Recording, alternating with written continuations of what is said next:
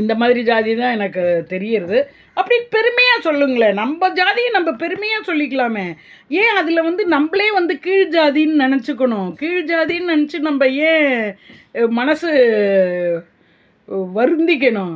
பாப்பானா அப்படின்னா, ஆமாம் நான் பிராமின், நான் பாப்பான், நல்லதையே பாப்பான், நான் பார்ப்பான் அப்படின்ட்டு போங்களேன். அவன் ஜாதியை கேட்டுட்டாங்களாம், அந்த தங்க பேசாமையே ஆயிட்டாலாம், மன வருத்தம் அடைஞ்சிட்டாலாம், மன உளைச்சல் அடைஞ்சாலாம். அப்புறம் அப்படி இருந்தால் ஏன் உன் ஜாதிக்குள்ளேயே நீ இருக்கவே வேண்டாமே. உன் ஜாதியை சொல்கிறதுக்கு அவர் கேட்டார்னு நீ மன உளைச்சல் ஆனையா, இல்லை நீ சொல்கிறதுக்கு மன உளைச்சல் ஆனையா? ரெண்டுமே தெரியல. இப்போ கல்யாணம் பார்க்க போகும்போது ஜாதியை கேட்குறாங்களே, கேட்காமையா பண்ணிக்கிறாங்க? ஜாதியை கேட்டு தான் பண்ணுறாங்க. இந்த ஜாதிக்குள்ளே தான் பண்ணிக்கணும்னு முழு முயற்சி எடுத்துக்கிறாங்க எல்லாரும். அது இல்லாத பட்சத்தில் காதல் அதுன்னெலாம் போச்சுனாக்கா அந்த ஜாதியிலேருந்து வேறு ஜாதியில் பண்ணிக்கிறாங்க. அதை ஏற்றுக்கொள்கிற மக்களும் இருக்காங்க. சரியா? இப்போ அதனால அவர் ஜாதியை கேட்டதுனால தப்பு கிடையாது, ஆனால் அது பண்பு கிடையாது. மக்கள் வணக்கம், மக்கள் சக்தி நேயர்களே. மக்கள் சக்தி சேனல் தான் உங்களுக்கு சக்தி கொடுக்கறது. அதாவது எப்படியான சக்தி கொடுக்கறதுனா, ஒரு உற்சாகம் கொடுக்கும். எங்கேயோ நடக்கிற செய்திகள்லாம், நல்ல செய்திகள் கெட்ட செய்திகள் எதுவாக இருந்தாலும் உங்கள் வீட்டில் நீங்கள் 5 நிமிஷத்தில் அதை பற்றி புரிஞ்சுக்கிற மாதிரி நடக்கும். அதே மாதிரி உங்கள் வீட்டில் உள்ள ஒருவர் உங்களுக்கு செய்தி சொல்லுவது போல் சொல்லுவோம். இங்கே அவ்வளவு அருமையான மக்கள் சக்தி சேனலை லைக் பண்ணி ஷேர் பண்ணி கமெண்ட் பண்ணுங்கள். கமெண்ட்டு நல்ல விதமாக கருத்துக்களை நல்ல கருத்துக்களாக தெரிவிங்க. இதில் ஏதானு தவறு நடந்ததுன்னா அந்த தவறை சுற்றி காட்டி நல்ல விதமாக கண்ணியமாக கருத்துக்களை தெரிவியுங்கள். முக்கியமாக இந்த சேனலை சப்ஸ்கிரைப் பண்ணிவிட்டு போங்க. மக்கள் சக்தி நேயர்களே வாங்க. அதுவும் பெண்கள்லாம் நம்ம நியூஸ் பேப்பர்லாம் படிக்கவே மாட்டாங்க. மோஸ்ட்லி நிறையா பெண்கள் நியூஸ் பேப்பர்லாம் படிக்கிறது கிடையாது. அவங்களுக்கு நியூஸ்லாம் தெரியாது. அவங்களுக்கு நிமிஷமாக வீட்டில் ஒருத்தர் வந்து பேசுகிற மாதிரி தான் மக்கள் சக்தி சேனல் உங்களுக்கு செய்திகளை கொடுக்கும். அதனால் வாங்க சப்ஸ்கிரைப் பண்ணிவிட்டு பாருங்கள். வாங்க போகலாம் மக்கள் சக்தி சேனலுக்கு.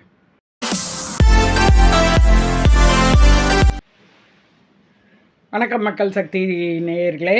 இப்போ வந்து ஃபேஸ்புக்குனா முகநூலில் ஒரு விஷயம் பரவி வைரலாக போயிட்டுருக்கு.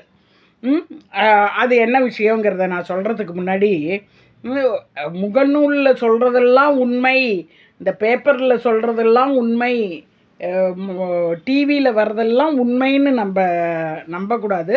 பட் அதில் ஏதோ ஒரு விஷயங்கள் இருக்கலாம். நம்ம அதை பற்றி அதை சொல்கிறது பொய்யோ உண்மையோ, அது என்ன விஷயமோ அதில் எது நல்லதோ அதை நம்ம பின்பற்றலாம். அது மாதிரி தான் இன்றைக்கி முகநூலில் கார்த்திகேயன் என்பவர் என்ன சொல்லியிருக்காருன்னா, யூஎஸில் தங்க வந்து பட்டிமன்ற பேச்சாளர் ராஜா வந்திருக்கார்.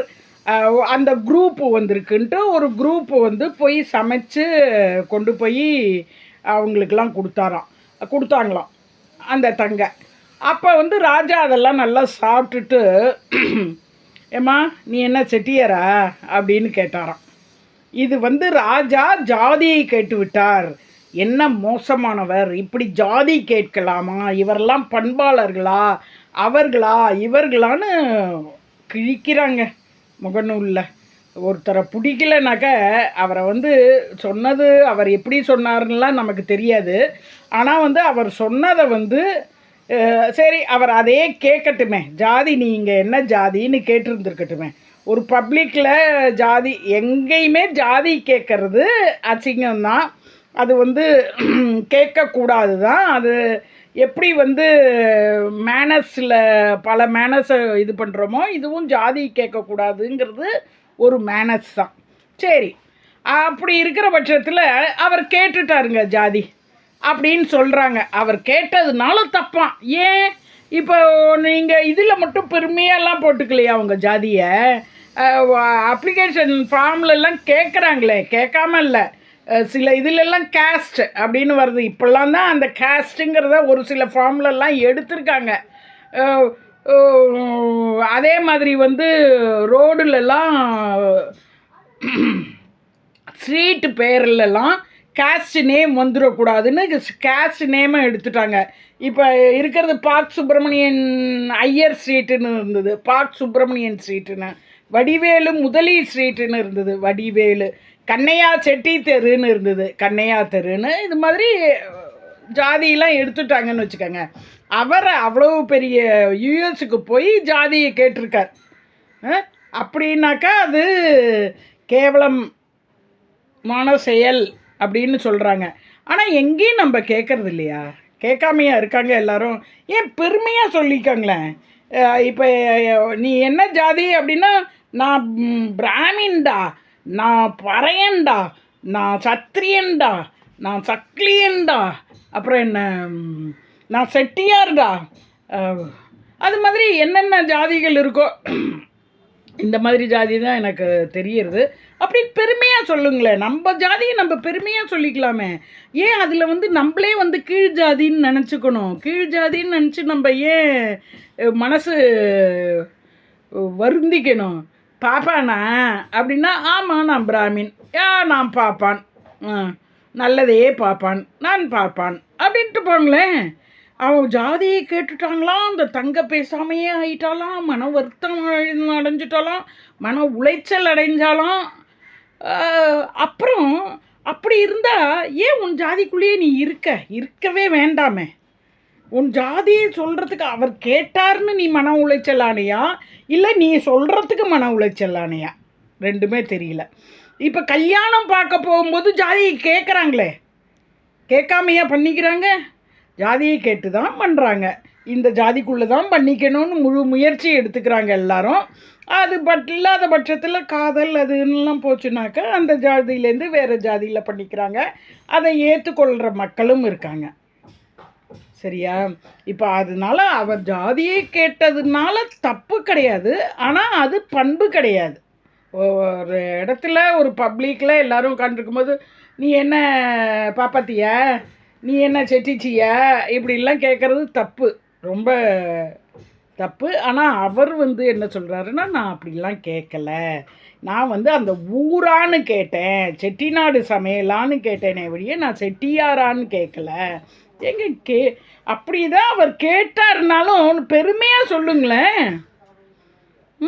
பெருமையாக இருக்கிற உங்கள் ஜாதிகள் என்ன ஜாதியாக இருந்தாலும் அத்தனை ஜாதிக்கும் அதுகளுக்கெல்லாம் ஒரு கதை உண்டுங்க.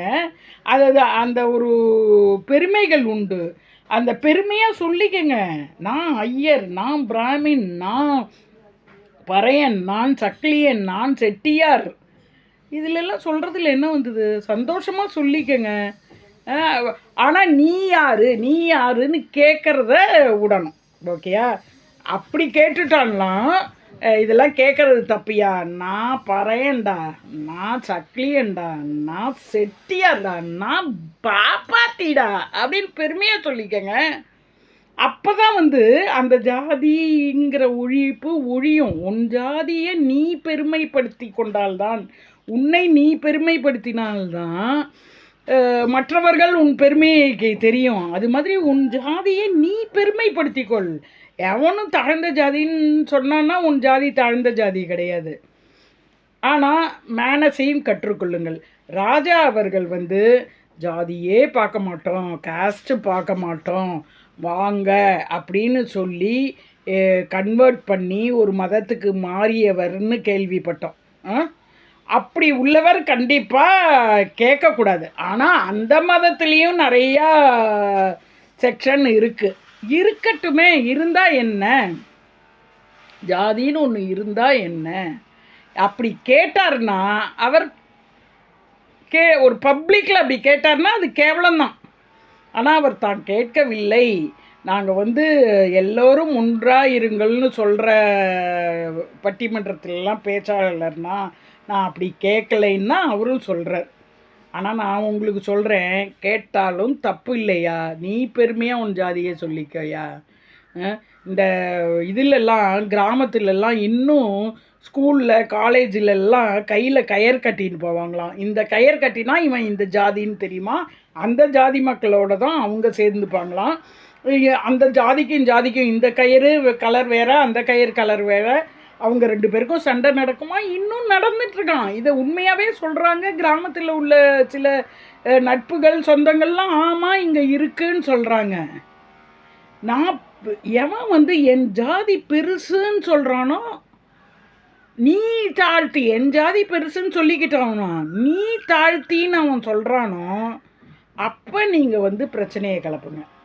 மற்றபடி இது ஒன்று என்னன்னு கேட்டால் நீங்கள் அதை என்னது இதுன்னு பெருமையாக சொல்லுங்கள். ஏய், பப்ளிக்கில் இதை கேட்கக்கூடாதுடா. ஏன் பப்ளிக்கில் கேட்கக்கூடாதுன்னு ஆச்சு? ஒரு சில ஜாதிகளை குறைச்சி சொல்ல ஆரம்பிச்சிட்டாங்க.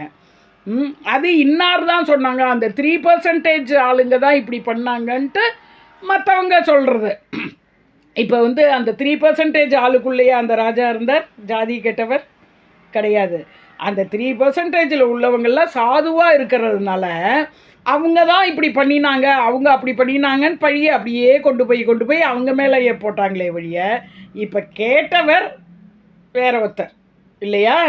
இது மாதிரி ஆளுங்க தான் என்ன பண்ணுவாங்க, இந்த மாதிரி மற்றவர்களை இவர்கள் இப்படி கேட்டார்கள், இவர்கள் இதை உயர்த்தி சொல்லி கொண்டு மற்றவர்களை தாழ்த்தினார்கள்.